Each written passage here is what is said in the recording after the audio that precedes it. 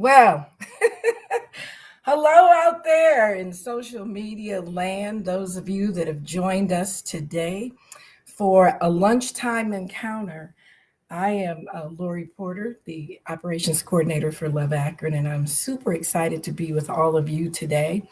Um, we are here today to talk about the Jedi Council. Actually, this is a presentation from the Jedi Council.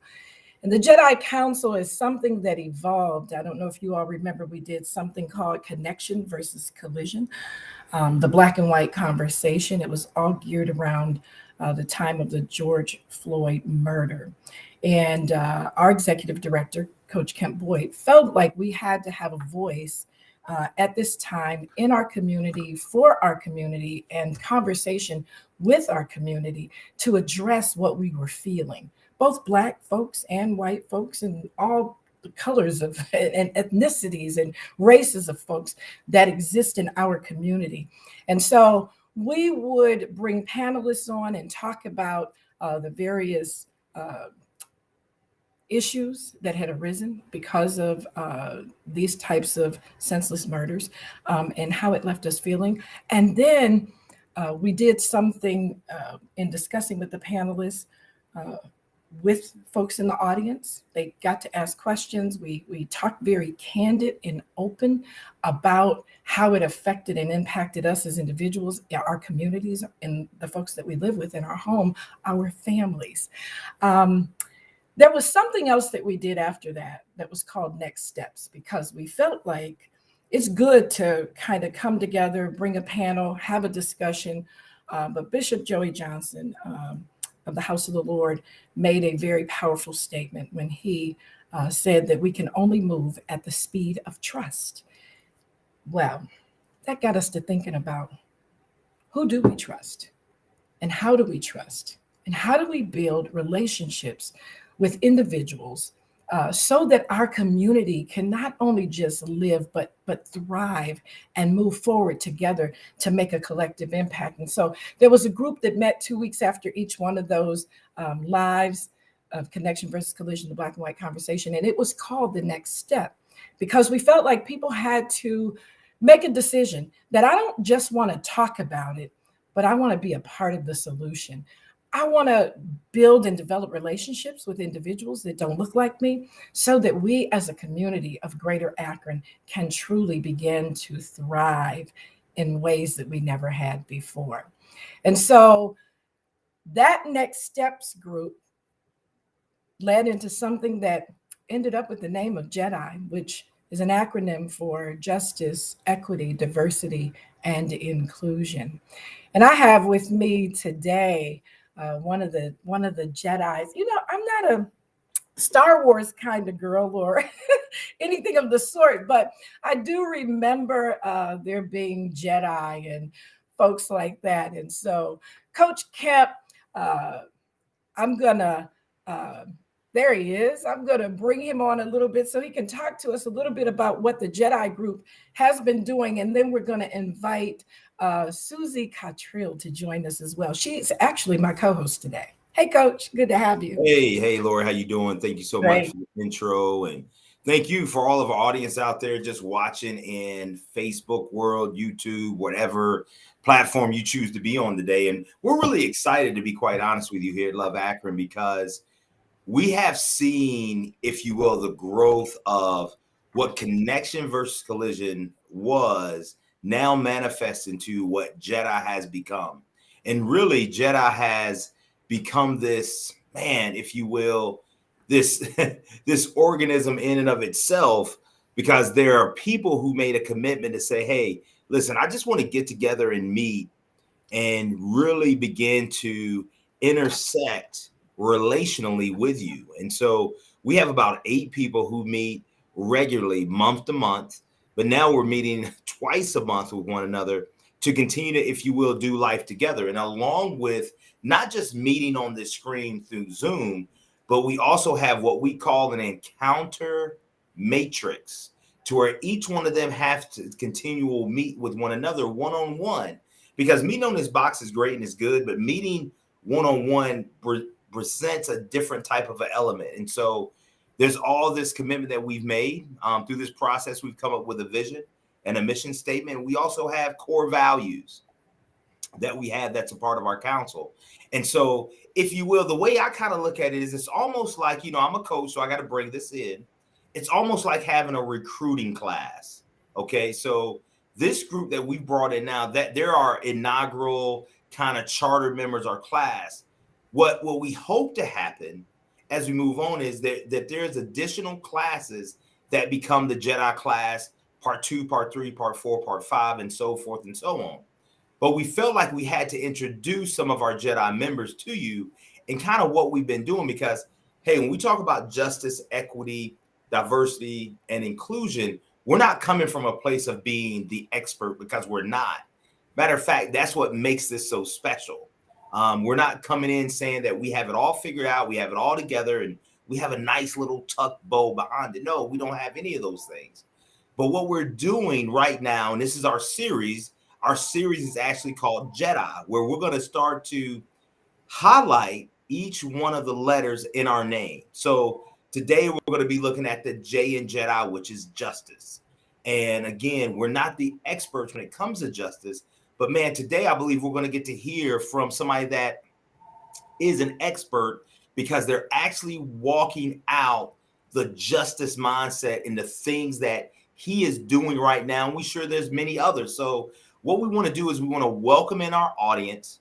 Please, if you have questions, please post them in the chat. Matter of fact, right now, just so I know everybody knows how to use the chat, just tell us where you may be watching or listening from, whether it's in Akron, whether it's in Greater Akron, Hudson, Copley, Stowe, wherever you may be. Just put that in the chat so we kind of get a familiar of who's on with us. And that way we know that you know how to use the chat, because we really want to hear from our audience and any question that we're going to have, because, man, our guest today, I believe, is going to be doing some really great things, and it's going to bring some great things to us to almost kind of show how he is doing justice from the seat that he sits in. But before we get to our guest today, we're going to have two ladies that's going to lead us through that, which is going to be Lori Porter and also Susie Cottrell. And here's the beautiful thing about it. We want to help to expose our Jedi members.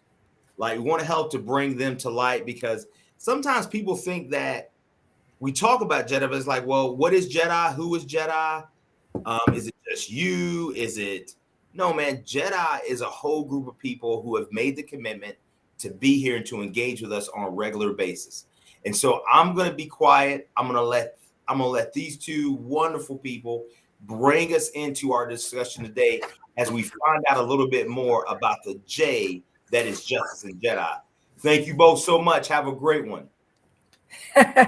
Thank you, Coach. Hey, Susie, how are you? Lori, good. Good. Yeah. Coach Kemp can always explain that so much better than me. I'm telling you. Yeah, he can have that. He does a good job there. So. Yeah. Mm-hmm. Well, tell us a little bit, Susie, about your journey with Jedi. I know you were part of that Connection versus Collision, Black and White Conversation. You became a part of Next Steps. And then from there, the whole Jedi Council formed. But talk to us a little bit about your experience over the last 18 months. Sure. Thanks, Lori. So I was introduced kind of like a slow boil into Love Akron in general. My employer, Steve Wilt, was involved with Love Akron. He invited me to a breakfast. And then he said, hey, there's, a dynamic guy leading Love Akron now, Coach Kemp, and he talked to us all about Coach. And then just came about that the Connection versus Collisions were happening around that same time. And, with the George Floyd murder, there was just a real desire to get involved in some way.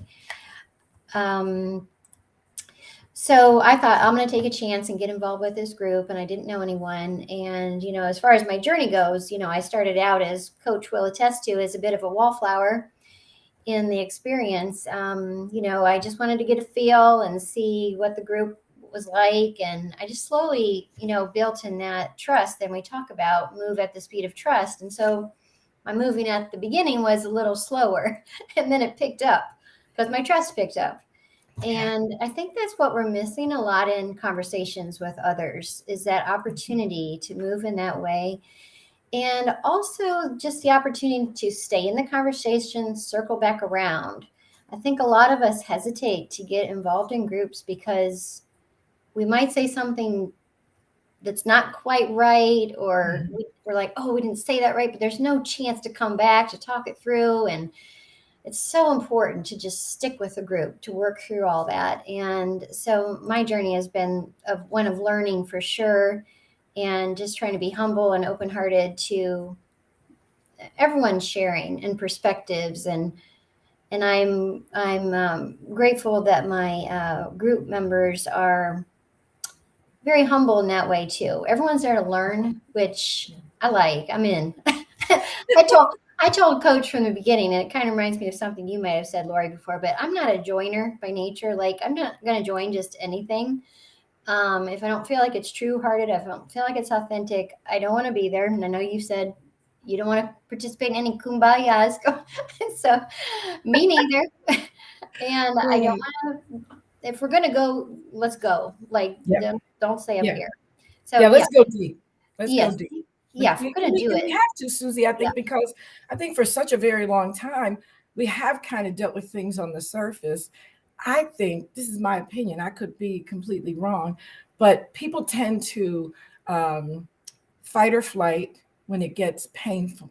Sure. And there's some trauma, there's some pain, there's some deep spaces that we have to go into, we have to dive into together, especially if we're going to impact the generations to follow. You know what I mean? Yeah. And I think that's what we do. So, when we're talking about painful and living in the uncomfortable, tell me some of the things that have made you uncomfortable. And I want to say to our viewing audience, whether you're on YouTube or Facebook, however you're watching us today, be sure to like and share. We've got attorney Charles Tyler, who is family law and bankruptcy and criminal law attorney, who's going to join us in a little bit. So grab your lunch, share, and invite folks to join us here. Do that now. But Susie, while they're doing that, I'm curious. I know I've been very transparent about some of my own personal biases, and my one was that whole black guy married to the white gal thing. And I had a real hard time with it. And it was really profound because as I worked my way through that, I remember somebody saying one time, people can't help who they love. You know what I'm saying? And when I looked at it from that perspective, but then I had to dig deeper and say, well, okay, Lori, what's your trip about that? What's wrong with you that, what bothers you about that? And why does it bother you if two people love each other and they're of a different race? And so I've been very open about things like that. I know that you all have traveled into some deep areas. So as it is associated or deals with race, ethnicity, some of the perhaps differences in mindset culturally, what has sort of challenged you a little bit? Oh, that's a good question. I wish I'd had a little extra time to be thoughtful about it, because I'd like to give you a thoughtful answer. It's worthy of one. So I think that what's been challenging for me is I think sometimes we grow up with certain thoughts and certain mindsets. Sure. There are certain community norms, and then we grow into a place where like we came out of a thing and it's like, oh, wow, I grew up thinking that was fact and it's fiction, Sure. Any challenges like that for you? Right. Yeah. And I can't say that I've had any where I was totally like turned around, but when we talked about going deeper, I think that was probably what it was for me. Like, you hear about, redlining and prejudice and hiring, but when you hear people in your group relaying personal stories, they're having present day. This is happening to all people in all walks of life. And it doesn't matter and I'm involved in a group at work as well. It doesn't matter about your socioeconomic level. It doesn't, you're judged on appearance. Mm-hmm. And I think that really just really kind of shook me up, knowing how prevalent, I knew it was out there. I knew it was not good. That's why I wanted to get involved, but just knowing how prevalent and how personal. And I think that, certainly that made me want to be quiet and hear more, because I felt like, wow, I don't know the depth of this. And I don't know the depth of the everyday experience that people are going through. And it truly is like every day, So I hope that answers your question a little bit. Yeah, for sure. Because to me, this conversation that we have, and especially with our Jedi members, it's a matter of the heart. It's our true experience. It's our true, because you mentioned redlining, and for those who are viewing that may not be familiar with redlining, it has everything to do with property, where you can buy a house, and how redlining was a way to keep Black folks from buying houses in particular areas of town. It was made very, very difficult. And absolutely true, Susie. I think about Dr. Martin Luther King, and I think about that song, "We Shall Overcome Someday." And I think that, you get a Black president and you think, yes, we've overcome. Right. And the truth is, we're not very far removed from where we were. I was born in 61. So we're not very far removed from where we were even then. And so I know we've got a guest waiting in the back. And I know Coach Kemp, I know that the Jedi group has, there's a vision statement, and Coach talked about how we hope to kind of start these groups all over town where people will engage in relationship, not just like he calls it the box, not here on this box, but you guys are taking walks together. I know we've planned a picnic this summer. I know that my dear sister, Kathy Bear, now she's a Jewish sister. I'm a Pentecostal sister. That's amazing. She enjoys a good glass of wine. I enjoyed a great cup of tea. And matter of fact, we're planning to walk together next week. But I want to say to our viewing audience, if we are going to see a collective impact happen in our communities, in our neighborhoods, in our churches, in our synagogues, in our country, then it is going to take us putting forth the effort and being willing to put in the hard work. This kind of relationship building is not always going to be easy. It's not always going to end in a kumbaya. Sometimes it might end with fist on the table, but I'm reminded, as Coach reminded us yesterday, of Proverbs chapter 1, and all thy getting, get understanding. We may not agree, and we don't have to, but we can learn to agree to disagree while getting an understanding, so that we can build trust. So that if moving at the speed of trust determines how quickly we can and how effectively we can get things done, then if I trust you, Susie, then there's nothing to stop us from walking and working together. I almost felt like saying amen. Felt like I was at church. I know Coach is back there, and you guys have a vision statement. And Coach, if you'll talk to us a little bit about that vision statement, and then we're going to get to our guests real quick. Stay tuned. Don't forget to like, share, and invite somebody to come have lunch with us today.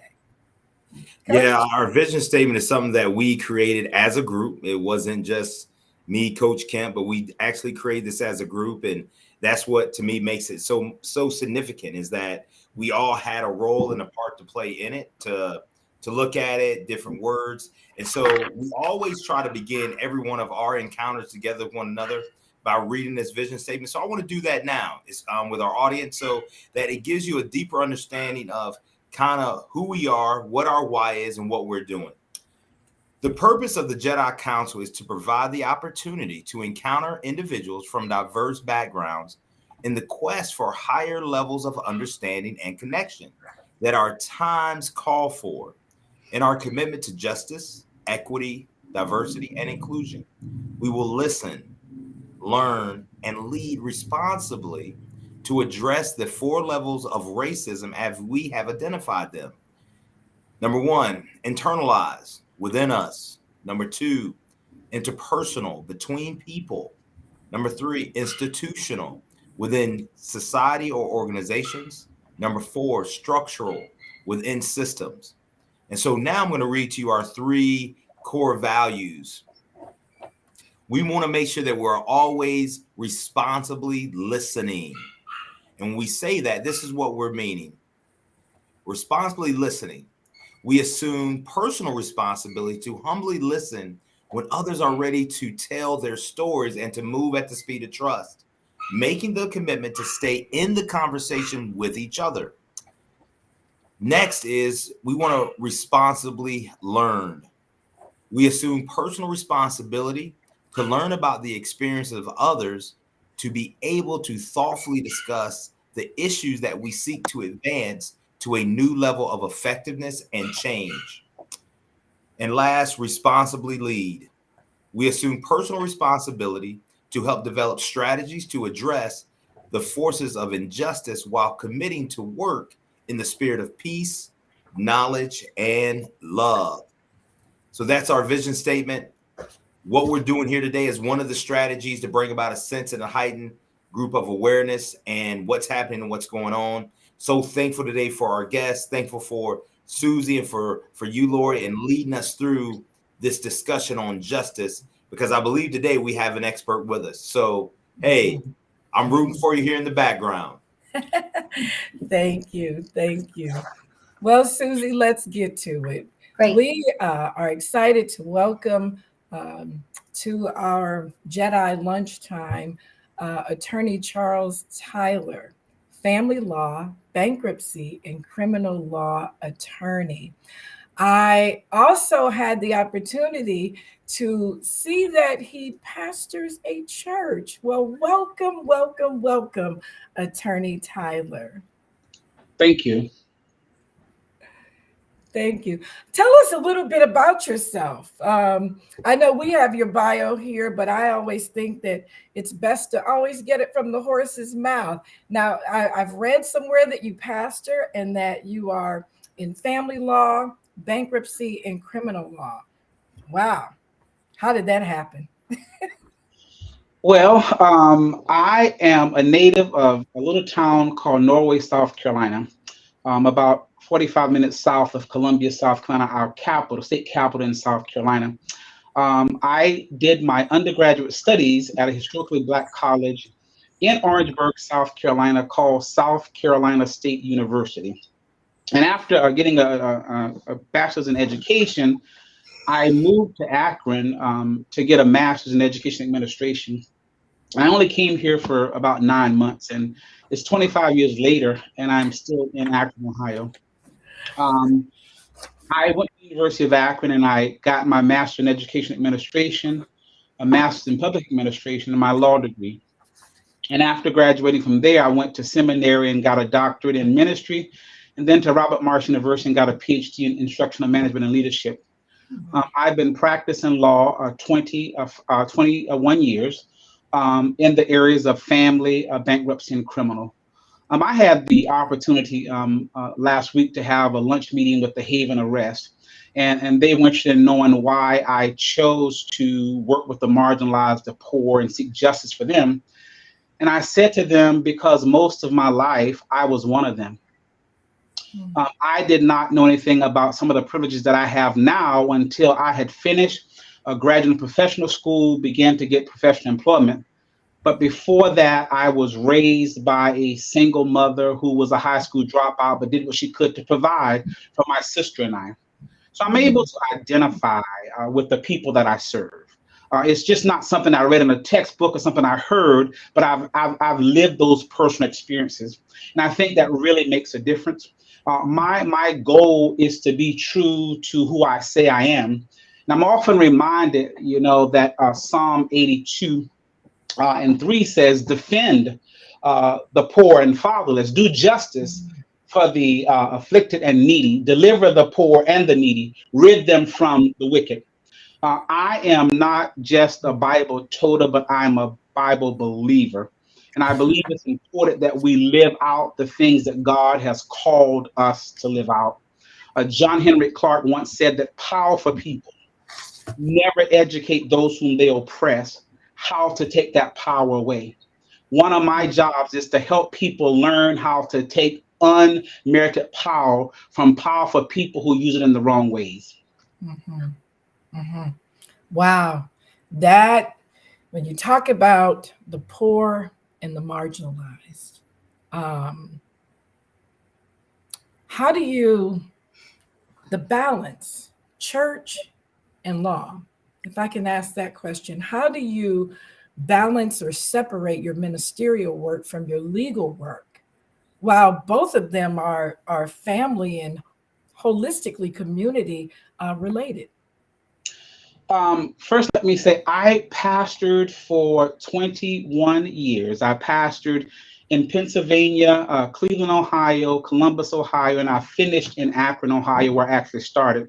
So I resigned as pastor of Wesley Temple AME Zion Church September of 2020. So from September 2020, I've only been practicing law.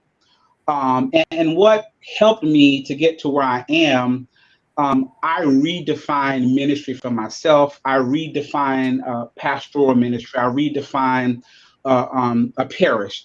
What I believe is that the whole world is my parish. I believe that the streets of Akron is my parish. And there's a songwriter who said I had to lose my religion to find myself. And I sometimes believe we have to lose religion in order to do the things that God has called us to do. Because believe it or not, we serve, as a Christian, we serve the God of the oppressed. God cares about the oppressed. It is as often as you do it to the least, as to the least as you do it unto me. And there are times we get lost in our religion and we don't do what we've been called to do as spiritual people. Wow. Wow. We get caught up in religion and don't do what we should be doing. That's amazing, because I know everything about Love Akron has always been about teaching and leading people, training folks how to take and share their faith in the marketplace. You know, everything that we look at about Christ, he didn't necessarily just go to the synagogue, but it was, you know, most of those encounters that he experienced were out in the marketplace, were in the community. And so I love that. I love that. I love that. So we've read quite a bit. You came here to Akron for specifically to continue your education. How does that affect the way you view what you see happening among African American youth today? I know that we want to encourage them to go to college. We want to encourage them to pursue higher education. Sometimes it's been difficult. What would you say to us as far as how we can encourage African American and or other minority youth to pursue education, higher education? One of the things I think is critical in doing that is being sincere. There are times that we are just not sincere. We do some of the right things. We say a lot of the right things. But as young people say in the street, game knows game. And it's hard to convince young people that you care when your video don't match your audio. In other words, when what you're saying don't match what you're doing, young people pick up on that very easily. And oftentimes, even as African Americans, we deal with people not where they are, but where we think they should be. And so one of the key things is building relationships. It's hard to convince someone that you're not connected with that you're going to help them. Sometimes, over 20-something years of pastoring, I came to realize that the church spent more time worrying about the people they were trying to keep rather than the people they needed to reach. And therefore, ministry was built on those we want to keep and not those we were trying to reach. And it's hard to reach people that you have not created a strategy to make sure that you're able to reach them. So justice work is disruptive. It disrupts some of our norms. And so oftentimes we don't do real justice work because we don't want the norms to be disruptive.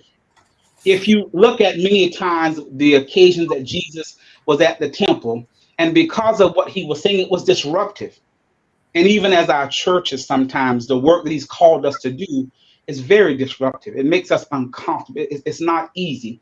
There are times as an attorney when I'm representing either the poor or not so poor. Um, um, I have to take routes that might not make people comfortable. I was looking at the confirmation hearings on yesterday, and many of the Republicans are attacking the nominee because she was a public defender, because she stood up for certain people. And she said to them, that's what you do under the U.S. Constitution. They have a right to counsel. So again, there are times that we forget that everybody has a right to justice, and we have to make sure we don't allow our privilege to stop us from working for justice. And when you hear the word privilege, please don't just think about white privilege, because there are some of us who are Black who have this thing called Black privilege. Mhm. Yes. Now, okay. So I'm just going to spur you along right there, because and that's not, we have a few questions written down, but talk to us a little bit about, in your opinion, the difference between, or similarities between, Black privilege and white privilege, because I say the same thing. Sometimes people look at you and they think because you're Black, you lived poor and you didn't have, and so that's not necessarily true. Talk to us a little bit about that. Black privilege versus white privilege. Similarities, differences. One of the similarities is that we tend to deal with people who are not in our circle, our zip code, differently than we deal with those who are in our zip code. If we would be honest, sometimes it depends on what neighborhood we're driving through or what we're doing. We lock our doors too. And we when we are trying to figure out where we're going to live, we want to live in certain places too. And there are times when we have to decide: do I stand up for poor people, marginalized people? Do I say something, or do I just continue to live comfortable without the risk of me losing something that I'm enjoying? One of the joys of working for myself, I never have to decide when I'm working on the case whether or not what I'm going to do is going to cost me my job. It's never going to cost me my job. And the thing is, I believe that all the opportunities that I now have is because I stand on God's promises, I stand on principles, and I'm doing what I've been called to do.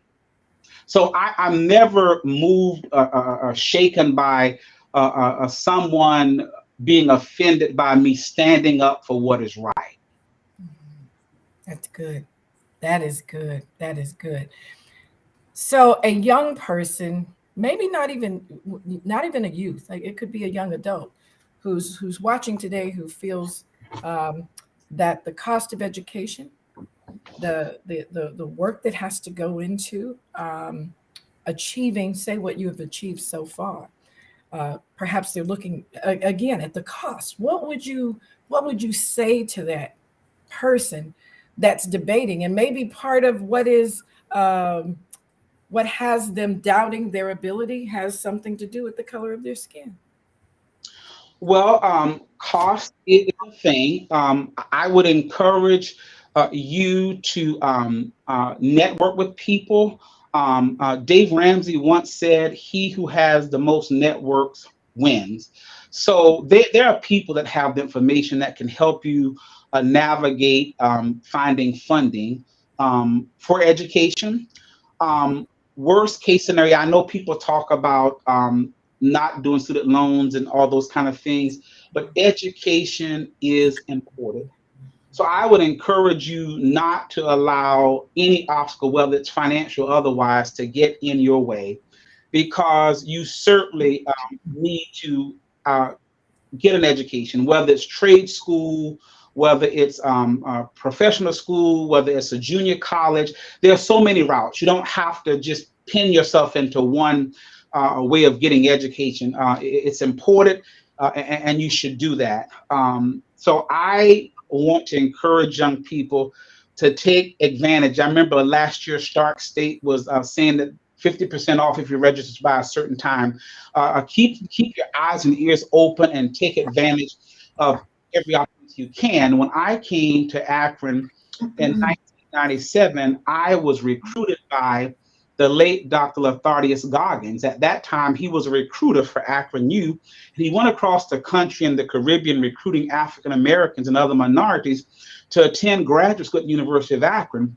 So I was able to get 2 masters in my law degree paid for through that recruitment program at the University of Akron. I'm not sure if it still exists, but there may be some other schools that have similar programs. So I would encourage you to do the research. Contact me. I'm more than willing to help you do the research to make sure that you get those opportunities that exist for young people of all ages, races, and colors. Wow, that's good. That's good. Sometimes we need to hear it. We need to hear it again. I don't know. I think we have folks that are out there on Facebook. We have folks that are out there on YouTube, and there may be some questions out there. And so we're going to ask if our operator will bring that up on our screen, if there are any questions out there that you might have for our guest today, Attorney Charles Tyler, family law, bankruptcy, and criminal law. This has been a rich time together already today. Here's a question here. As we are watching the confirmation hearings, as an attorney, why do you think it's important to have diversity on our highest courts? It is very important because having a diverse bench would, first of all, make sure that the court reflects our country. And second of all, there are some lived experiences that white people have that I've never had, and they're important. The same is for African Americans, Hispanics, and Asians. We cannot have a full conversation or equal justice without bringing everybody together. There are some things that each culture brings to the table that makes us the country, the nation that we are. And I know there's extreme work happening right now that's attacking the work of diversity, equity, and inclusion. But those of us who know how important it is, we must fight against that craziness, making sure that every voice is heard at every table in these United States of America. That's excellent. Thank you very much. I don't know if there's another question out there. My screen is not letting me see the chat right now. Susie, I don't know. Do you have okay. Yeah. You have any questions? Look, Susie is the co-host today. This is our first. Sure, I have some. And Yeah. Susie's like, I don't think I want to host. I'm like, I'm going Oh. with you. We're gonna be fine. You're We're telling my gonna be secrets. fine. Yeah, Dr. Tyler, just a pleasure to meet you. Thank you so much for coming on today. And Lori was right. I did hesitate on being a co-host on this because I'm not real experienced in the world of law. But when I read the article in the Akron Beacon Journal, in which you were featured, I know a dedicated and attentive heart when I see it. And I thought, my goodness, the article, your quotes and the things that you were saying really had an impact on me. And I thought, this is just the tip of the iceberg of this man. I know that there's much more even. And, and I'm that is affirmed for me today with the way that you're speaking, that you come from a true place of your heart and your experience and your empathy and compassion. And it translates into professional work of law in the way that you can implement that in an effective way. And I just think that's wonderful, and when you mentioned that, the background that you came from and that, you can relate to people, from difficult beginnings. And I'm just pretty positive that they know that you get them, even without you telling your whole story. People know when someone really gets them. So what I want to, ask if you could elaborate on a bit, which not just I, but others had curiosity about, is understanding about being informed about trauma, people being trauma informed. I was wondering if you could speak more about that in the ways that you experience and the ways that you think that could grow and affect positive change. Thank you, and that's a very good question. In addition to my private practice, I serve as a panel attorney for the Ohio Domestic Violence Network. That organization select attorneys throughout the state of Ohio to represent survivors all across the state of Ohio, or you could just elect to work in your location. Well, I travel all across the state representing survivors. And one of the things that I encounter sometimes in either civil protection order hearings or divorce hearings, there are decision makers who would sometimes say about a survivor, you have so much drama going on. And I will stop them and I said, it bothers me that it appears that you're not trauma informed when it comes to domestic violence.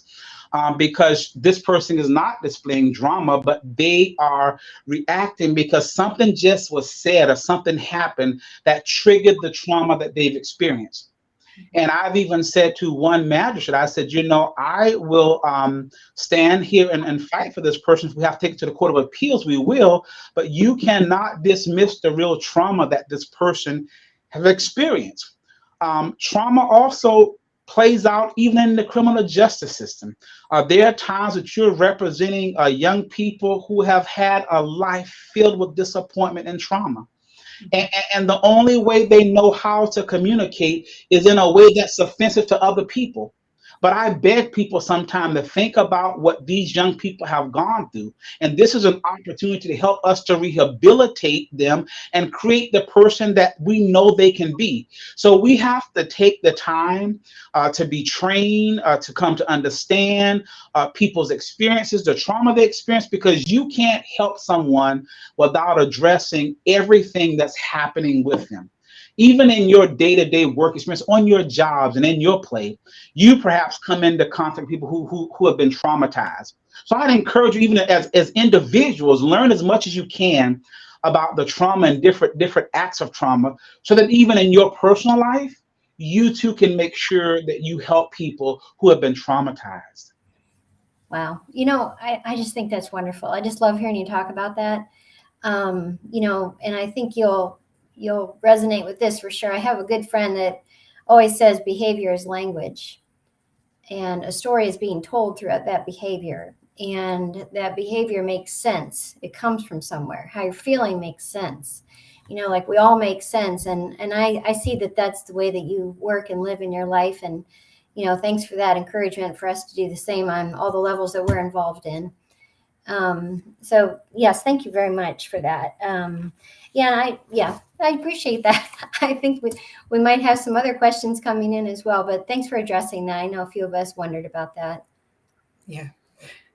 When we think that was excellent. Thank you very much for that, because a lot of times you find folks that find themselves in the legal system, and whether it's, we've seen things go wrong and go south when there's a known mental health crisis, but sometimes trauma can't be seen, and it can, and it's often, and you can tell me if you agree or disagree or what your experience has been when we look at those that have had mental health crisis, perhaps, versus those that experience trauma that is now playing out in their behaviors. And I don't know this because I'm not a psychologist, but I know that the two are intertwined, but I don't know that they're always viewed that way. Would you say that, Attorney Tyler, that the two are always or less often seen working hand in hand, that the mental health experiences versus trauma that just doesn't show up on a scale as being a known mental health issue? I wouldn't say always. Many times they do intersect. Mm-hmm. Yeah. What has been, is there a particular, I know you can't give us a lot of information, but is there a particular instance where you saw a situation and you either knew that this was something that had mental health, that there was going to be a need for a different, perhaps even court to be involved, or if this was something that was really trauma that was affecting the person? Well, in family law, if we believe that there are mental health issues, we can file a motion with the court for psychological evaluations, and they'll have the clients evaluated or the children evaluated. Same with juvenile court. They have the power to sign orders for psychological evaluations. Even in the criminal system, they have this thing called intervention in lieu of conviction. In other words, they try to prevent people from becoming felons for certain crimes, low-level felonies. And if you either have a drug addiction or if you have a mental health problem, we can ask the court to put you into that program. One of the things the court will do, they would have a psychological done to determine whether or not there's some mental health issue that needs to be addressed. So the good thing about most courts, whenever you feel that there might be some mental health issues or even drug issues, you can ask the court to have an assessment done so that the client or those involved can be properly treated. Mm-hmm. Mm-hmm. That's good, because sometimes people have experienced rape.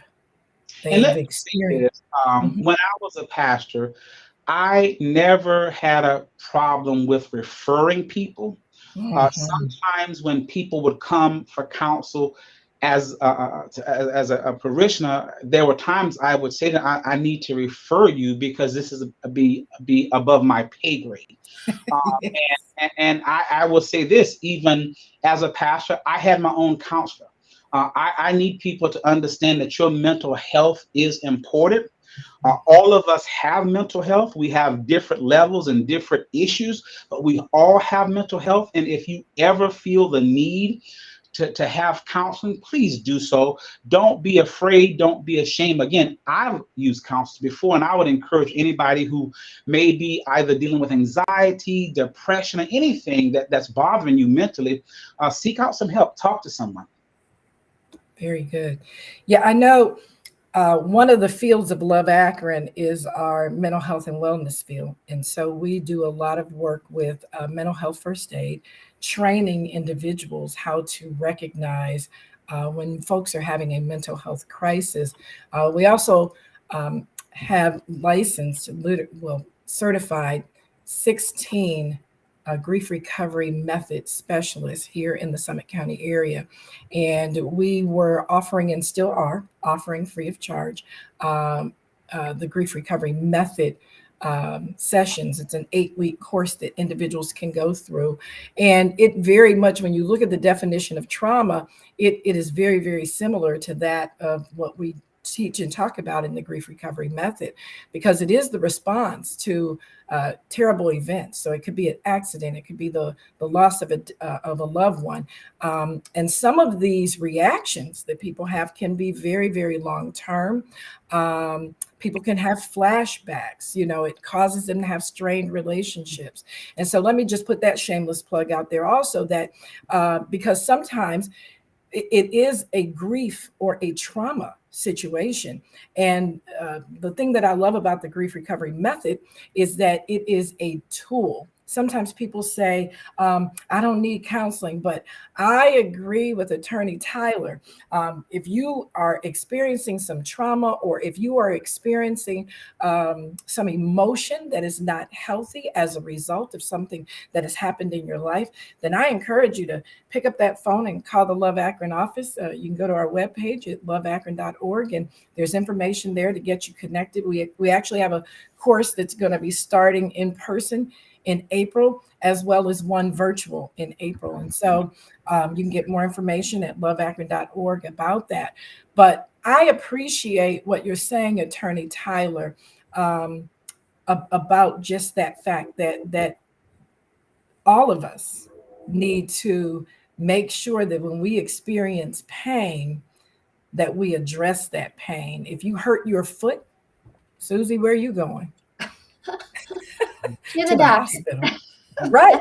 I'm going to the doctor, and I'm going to say I tripped down the stairs, or in some cases, I've had a pain before, well, okay, I get a lot of pains every now and then, but I had a pain before. I didn't know where it came from. It just I woke up, I went to get out of the bed, and it was like, oh, what happened? Sometimes you don't even know what happened. But I don't want to, sort of lament this and just stay stuck here. But I want to just say to our viewing audience, if you are suffering with some sort of emotional pain, something that you can't, you wake up every morning and you just feel blah and you can't put your finger on it, let me encourage you, like Attorney Tyler said, to seek counsel, to seek help of someone who is trained to help you work your way through whatever it is. Identify first and then help you work your way through whatever this pain is. So thank you for all of that again, Attorney Tyler, because that reminded me about the grief recovery method. And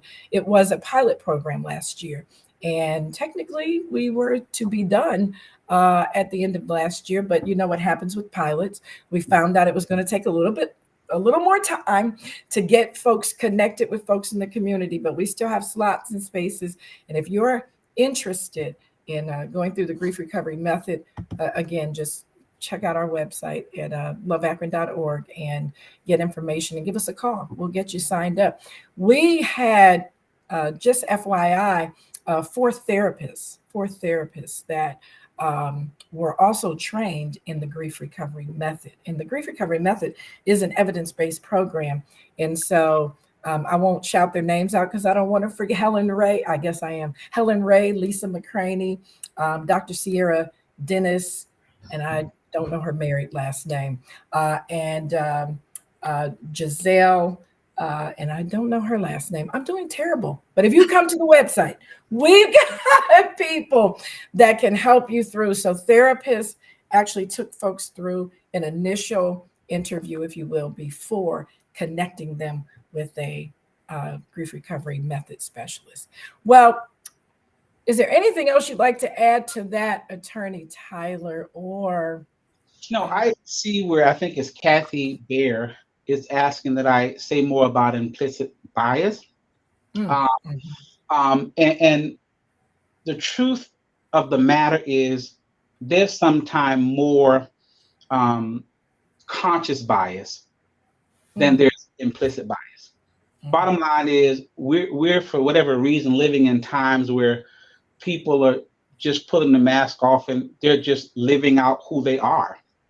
But implicit bias is the times when, because of our culture, our upbringing, our backgrounds, we make some decisions based on unfounded beliefs or evidence.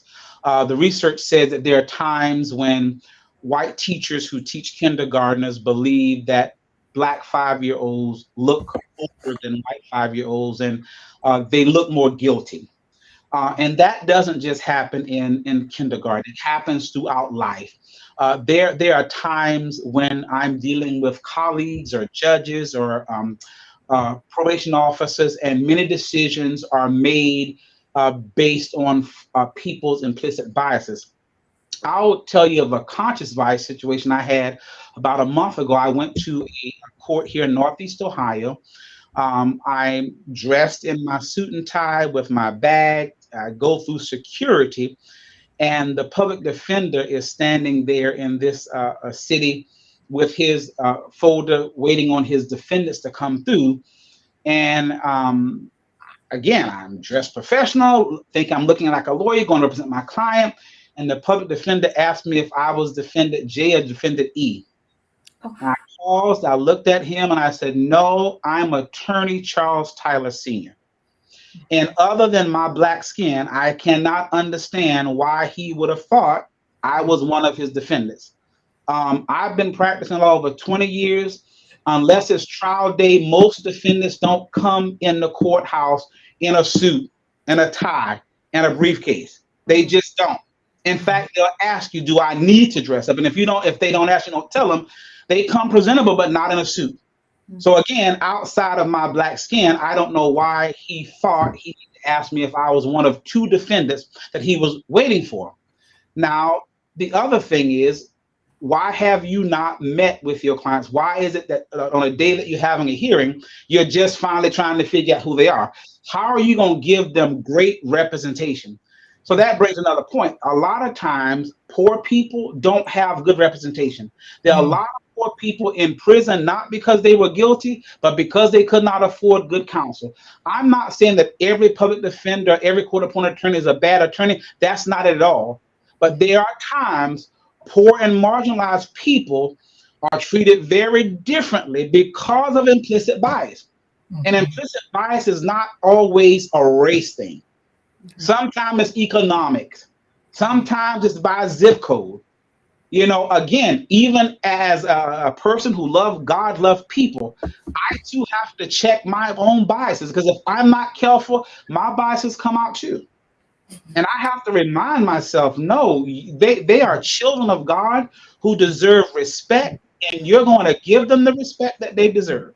So if you find people who tell you that they always get it right, they're wrong, they're lying, that's not true. I have to walk every day reminding myself that this is not a right that I have, but this is a privilege extended to me by God and man. Having a law license is a privilege. Working for the people that I work for is a privilege. It doesn't matter that most people that I help sometimes could not pay me what I think my rate should be, but that's not why I'm here. I'm here to make a difference. I get to sleep at night, not because I have a lot of money, but because I know that I've made a lot of differences. Wow, that's good. Man, you could have just kept going. That was good. You know, when I think about implicit bias a little bit, it's kind of funny to me, because I love what you said about examining our own self, you know, because even as a Black woman, I have to, when things happen, sometimes you could easily become offended. I went to a local grocery store yesterday, and I had someone had given me a gift coupon from like Amazon. It was like a grocery store coupon for Amazon, but it had all these weird, you know, can't use it here, can't use it there, whatever, whatever. So I was going to this particular store anyway, just to shop. And I thought, let me go to the counter first and make sure that they accept this coupon. And I just kind of chuckled as I walked away. And there was a young lady that helped me, and I'd imagine her to be maybe early 40s. And I showed her the coupon and, you know, asked if they took it there. And literally, she read the coupon, but emphasized that I could not buy any tobacco. I couldn't buy prescriptions. I could not buy alcohol. And I just giggled and I said, well, that's good. I don't smoke or drink and I'm not sick. So thank you. But then I walked away. I mean, because she repeated it like 2 or 3 times. And I was thinking, geez, lady, I read the coupon, you know, and so it is also that checking of ourselves to make sure that we don't become so in the moment offended in a way that causes us to, like you, I'm a child of God. And so the most important thing to me is to be salt and light everywhere I go. So I had to kind of check myself yesterday because I wanted to give her a lesson, you know, and the fact that all Black people don't drink, you know, we don't all smoke cigarettes. And I had read the coupon, but again, there are those things that somebody else, maybe even Black, would not have taken offense to it. I just, you know, I had to just kind of guard my heart and just chalk it up to her brain and not her heart. So there was another question from Amy Crawford that I saw, and I'm sort of cheating. I'm over here on Facebook with you guys too. Amy Crawford said, how did your path lead to work in domestic and sexual violence space? One, I, as a child, saw a lot of domestic violence, and know the impact that domestic violence can have on those who are being abused, and especially children and youth. And one of the bigger things that happen with domestic violence and sexual abuse is that the abuser tend to make sure the survivor won't have resources to stand up for themselves. And I have always made sure that I did work for those who otherwise might be denied access to justice. I've done work for legal aid.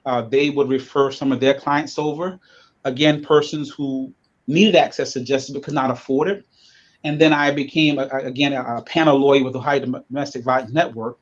I'm able to help women who are referred to them by battered women's shelter, other assault organizations. So I know that domestic violence impact almost every area of life. My wife was a teacher, and kids who live in homes with their domestic violence, you cannot expect them to get good grades when they probably up all night hearing fussing and fighting. You can't expect them to have high test scores. I mean, so you have to think about the impact that domestic violence have on our society, and we have to be committed to working to change that narrative. That's good. That's good. There are more questions. We know Karen Hartlicker says, we know we have an issue with youth violence. Is there any advocacy or organizations we can support that are making a difference in working with the youth that you think are doing a good job? So those organizations that are doing a good job. Let's be honest. We know that every organization out there, and it's sad to say, but they're not out there really to make the greatest impact. They're out there to make money. And so sometimes making money doesn't give, we don't receive the quality services that we would hope for. Is there any organization that you're familiar with that's doing that, that's making a difference in the life of children? I, to be honest, can't name one off the top of my head, but I did see in the paper a few days ago where I think the city of Akron may have given out some grants to some youth organizations to help them address youth violence. But what I do believe the answer in helping us address youth violence is actually in the neighborhood. Oftentimes, organizations are led by people who do not fully understand what the problem is. We have all these meetings and we pay money to go to all these breakfasts and lunches, but the people who have the answers are never at the table. I won't call organizations names, but when you have a luncheon that costs $125, how many poor people can come to your luncheon? If you have a breakfast that costs $50, how many poor people can come? And how much time is spent in the streets asking those young people, asking their families, how can I help you? It's very arrogant of us to believe we have the answers without asking them, how can I help you? Without ever asking young people, how did you get to the point that you don't value life and pulling the trigger to taking life is nothing to you? When do we get to real grassroots work? I mean, the people that we keep asking, do they really have the answers? What experience do they bring to the table that help them come up with the answers? For my PhD, I could not just guess about the digital divide. I had to spend time researching and writing. For the people who are so-called having the answers, where did they do their research? Who did they talk to? Who did they answer? When we become sincere about changing the narrative, going to the people with the answers, then we will see the change. We can continue to throw millions of dollars at organizations who may or may not understand the work, and nothing will change. We had all these wonderful things to come out when they had that Elevate Akron report came out, and a few days ago, there's no money to follow up. So what was all the hoopla about? Why do we waste time? Who do we bring to the table? When will we stand up and say, you know what? I'm not coming to your meetings anymore. I like the fact that you said in the beginning, I don't want to attend any more kumbaya meetings. We have too many of them. The reason crime is still what it is because we have kumbaya meetings. We put on bandages and we're going home until the next big thing happens. I love it. Because the thing about a bandage is if enough water hits it, if enough friction comes against it, that Band-Aid comes off. And they will tell you that even in our office, my big thing is that we're bypassing the people that have the greatest influence, and that's the parents. We can have all the programs we want to have in the community after school and before school or during school, and I'm not against those. Thank God for them. But if you bring children to programs, young people to programs, teenagers to programs, and when they go back home to the same dysfunction, what have we done? Really, I think we're seeing the result of what programming has done. It is given the kids free meals and free clothes and free trips, but it's not kept us out of jail. It's not kept Black and brown kids out of jail. It's not kept the staggering numbers of juvenile court involvement from going up. It has not caused that to discontinue. And so, Attorney Tyler, I apologize because I'm on my soapbox, because that's my big deal. I'm all for programs, but I'm like, if you don't bring the mom and the dad and the auntie and the grandma and the other sisters and brothers and educate and equip the entire family, then we're just spending money. The question earlier was about diversity on the Supreme Court. Yes. I went to a meeting in Summit County when I was a pastor a few years ago, and the leader was touting diversity.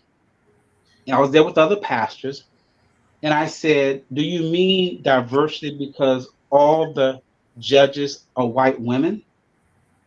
I said, are you aware that there's no African American or Asian judges on the Summit County Court of Common Pleas?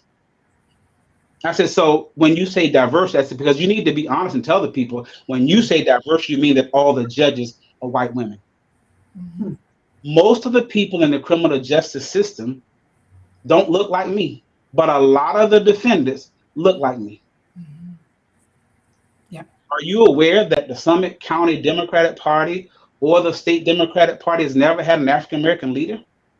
I mean, there are some tough things that we have to discuss. Mm-hmm. Mm-hmm. And we can't keep passing them down.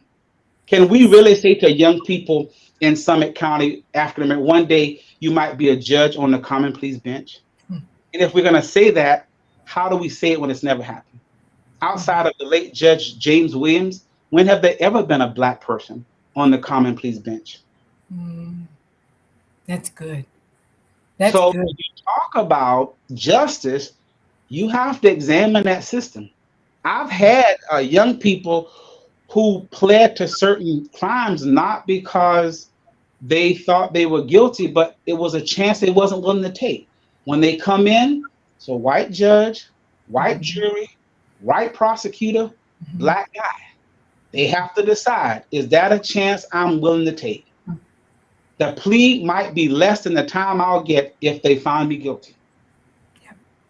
Yeah. That's life. That's reality for a lot of people. I know that to be true. Wow. Now, what I said is not popular, but it's true. It's true. Jocelyn says many people are not self-aware or may not be interested in self-examination. We have to decide which battles are worth fighting. How do we do that? For me, I guess I would say we have to fight our convictions. What would you say, Attorney Tyler?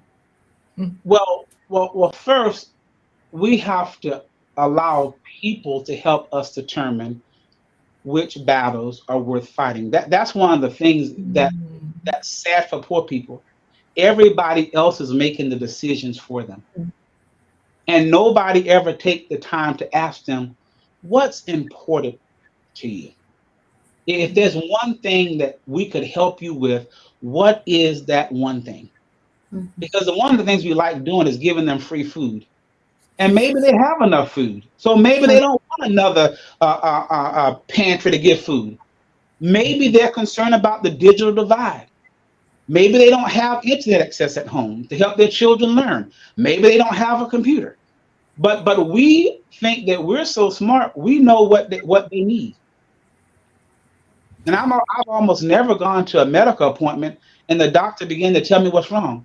Not until he first asked me to tell him what's going on with me. Wow. Right. Early on, I think it was almost a year and a half ago, the city of Akron, and I can't recall what it was. Lori, you might even remember, but there were representatives from the city of Akron. I believe the police department had some young men on for a segment talking about what problems are you encountering? What are you seeing? And I remember feeling like I want to hear from these kids. You know what I mean? Like it was so like, and kids are sometimes more hesitant to talk, so it took a little longer. And I felt like, gosh, we need, there was like an hour and it was over, and they were never revisited. And I felt like we need hours and hours with these kids, like. Because they might take a while to warm up, the speed of trust, all that. And I'm like, they have the answers, like you're sort of talking about, Attorney Tyler, that the people that are experiencing the difficulty have the answers. And we don't have to try to brainstorm and whiteboard these answers for them. They have them, and we just need to listen. And yeah, gosh, I think that's a tremendous point. And I know that, in your reference there, like, hey, we might not need food. There was something that was said about, that Tom's Shoe Company. I don't mean to bring them down, but it was sort of like, we buy a pair of shoes, we give a pair of shoes. And someone said, that's a great idea. It feels great, but what if they don't need shoes? I mean, so, just the listening aspect, and really listening to the people that have the answers. I mean, gosh, if we have more platforms for that, I think a lot could happen more effectively than a bunch of brainiacs in the room trying to come up with something. Yeah. Man, time is flying. I looked at the time. I'm like, 1:02. Well, listen, be sure to like and share. I'm sure that if folks weren't here at lunchtime, they'd appreciate this conversation at dinner time or right before bedtime. Attorney Tyler, two things. Somebody asked a question. If you could give a shout out to one mentor in your life, who would it be and why? And then I'd like to give you a space to kind of give us your final takeaway, the thing that you want us to take away from today's conversation. One mentor, if you could shout them out, who and why, and then your final remarks. Yeah. Would be the late Dr. Lothardius Goggins. When Dr. Goggins recruited us, and I was recruited back in 1997, we had meetings every other Friday. All those that he recruited from the South, the Caribbean. And there would be times that folk would complain about what they was experiencing at the university. And Dr. Goggins' response every time was the same thing. He said, you all must learn to keep the main thing the main thing. And that was the thing that helped us all to survive and to achieve those things that we came back to achieve. So he is the one person that I would certainly shout out. And even in my life today, I always remind myself, keep the main thing the main thing. It keeps me focused. It keeps me grounded. In closing, I would say that it's important that we all believe that the poor and the marginalized deserve justice just like everyone else. I think it's important that we remember what John Henry Clark said, that powerful people never educate those whom they oppress how to take that power away. We all need to do our part to help make sure that all the citizens of Greater Akron and Summit County, they're able to live out their greatest potential. We got to make sure that everybody have a seat at the table. Sometimes we have to go down Copley Road and bring a few people with us downtown Akron when we're having discussions about people who live down Copley Road. It's just not fair. It's just not right for us to make all the decisions about a location that we don't live, we don't shop, and sit back and wonder why the narrative is not being changed. We need to encourage them. Run to represent yourself so that your voice and your story is at the table. We need to encourage them to be all that God has called them to be. we need to come alongside them and do all we can to make sure that they know that they are special, that they are not any less than any other person in the city. We need to make sure that women and men who are survivors of domestic violence have support systems that will support them and their young children when they have children. We have to make sure that those in our community who are suffering from mental health issues have great support systems. We have to focus on everybody. We have to remember that justice, equity, diversity, and inclusion is important, and it cannot wait. We cannot let them tell us they got other priorities. There's no greater priorities right now than justice, equity, diversity, and inclusion. We have to stand up for those who cannot stand for themselves. I thank you for giving me this time and this space. I look forward to working with other like-minded people and doing the things that God has called all of us and challenged us all to do in order to change the narrative. I don't know where those emojis are, but I can imagine that out there on YouTube and Facebook, folks have said thank you for sharing with us, Attorney Charles Tyler. We cannot tell you how grateful we are to have had you with us today. And I almost want to say you might be one of Akron's best kept secrets. We have to change that narrative, because have you written any books? I have not. I'm in the process of working with my editor now to try to get something published. Okay. Good, because you can't take that to the grave. That was good stuff today. I'd buy the book. I'd buy the book. Thank you so much for being with us today, and we will be in touch with you. We'll have to have you come back on some of the other lives that we do, especially as we get back into more of the Black and white conversations with our panelists, and then some upcoming things that we have coming up. We won't talk about it today. Coach Kemp is not here, but we have some pretty major encounters that we are going to sponsor here in Greater Akron in an effort to really bring the community together, the church together as one city. Thank you again. We'll see you soon. We'll see you soon. Thank you, Attorney Tyler.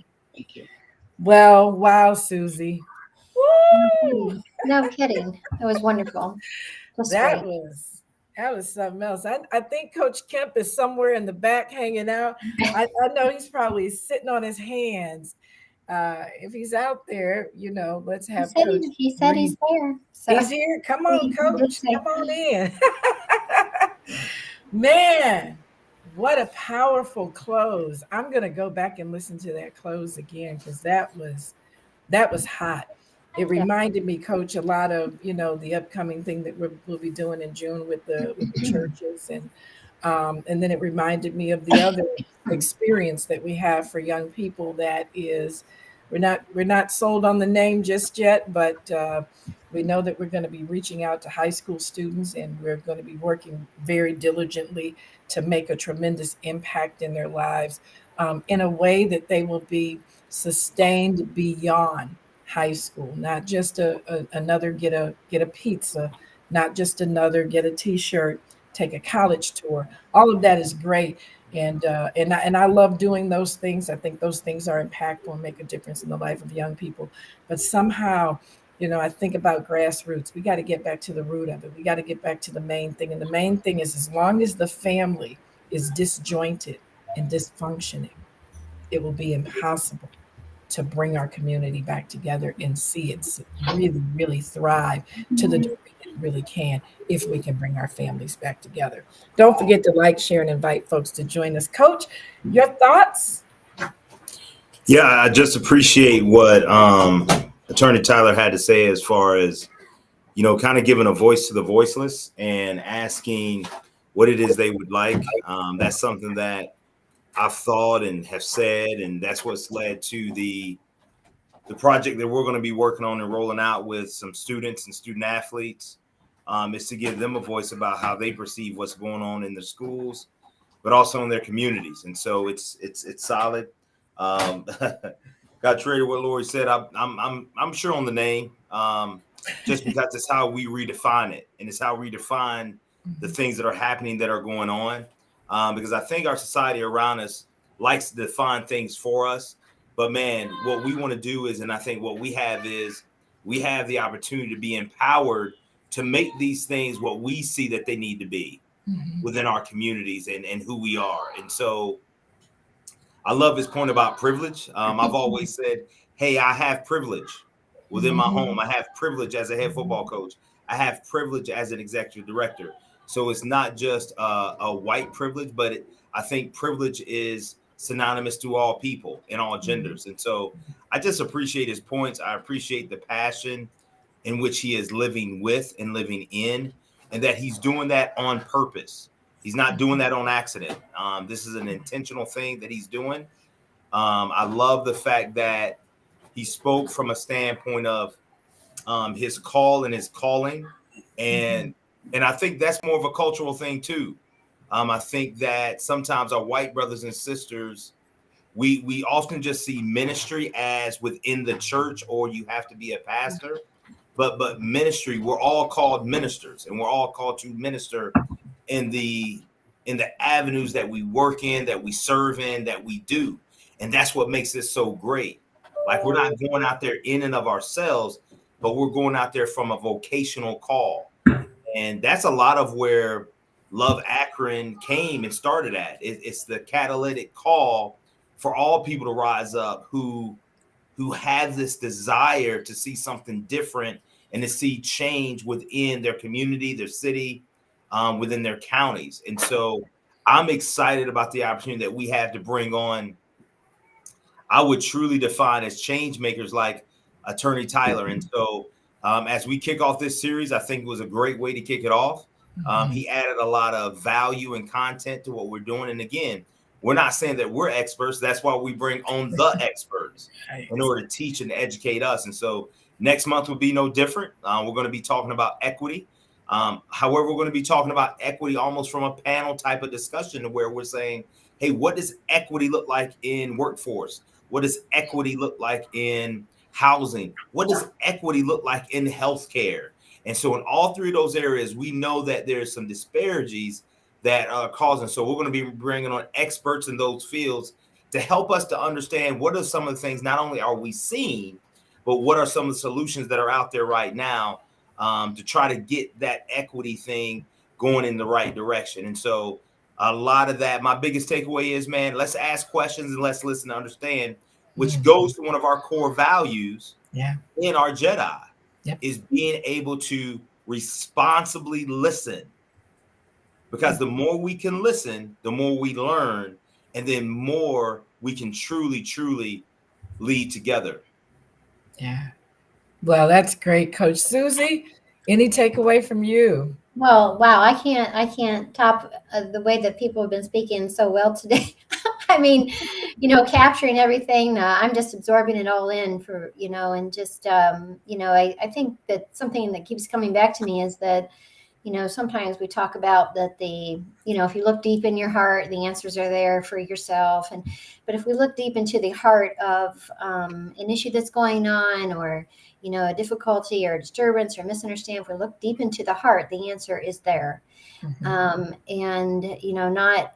think that, Attorney Tyler spoke to it, like, speak to the people that are experiencing to get the answers, and don't have this high level view that you think, and you're interpreting and you're deciding. And, I think that is just really humbling, at the same time empowering, if you really want to, encourage change, is to go right to the heart and to be present. Thank you. What a great guest. I mean, I'm just like, wow, that was terrific. I really appreciated his contribution to our group. Yeah, beautiful. Listen, those of you that are with us, we'll be back tonight. Well, some of us will be back tonight. Love Akron serves as a platform for several of our partners doing lives, and 100 Black Men. Coach Mr. Michael Irby, who is the local Akron president, will be presenting where do we go from here? That's a good question. Where do we go from here? We're at the cusp of a pandemic when we talk about justice, equity, diversity, and inclusion. Our guest tonight will be The police chief, I believe, is one of our guests, and they're going to roll out some information when we're going out. But tonight we'll be right there. It is right there tonight at 6:30 p.m. Our local chief of police, and then Lieutenant Michael Miller, also of the Akron Police Department. They will be here tonight with Mr. Lash and Mr. Peoples, who will interview them and talk to them about where do we as a city go from here. And then don't forget, we do something called Love Akron Connect. It's where we connect the marketplace and we encourage people to live their faith out loud.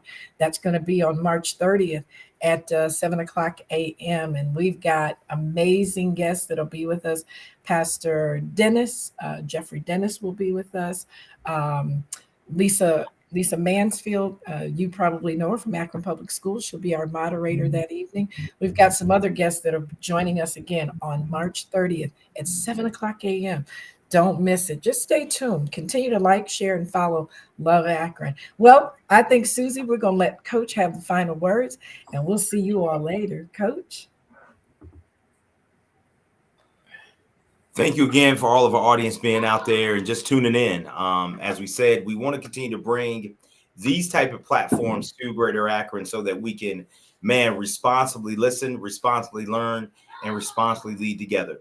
And please tune in tonight in support of 100 Black Men of Akron. And I'm a part of that chapter. So Coach Irby and all of his team, they're doing a great job of loving Akron through loving our young men through the mentoring program that they have and all the great stories that are going on. And tune in to listen to our new police chief, Steve Milet. I've had the opportunity to meet with him on several different occasions, and he has a heart to listen and to learn so that he knows how to really get involved and engage and help our city to thrive. And so, as we always say, as we close, if you don't do anything else today, make sure that you love Akron. We'll see you soon and take care.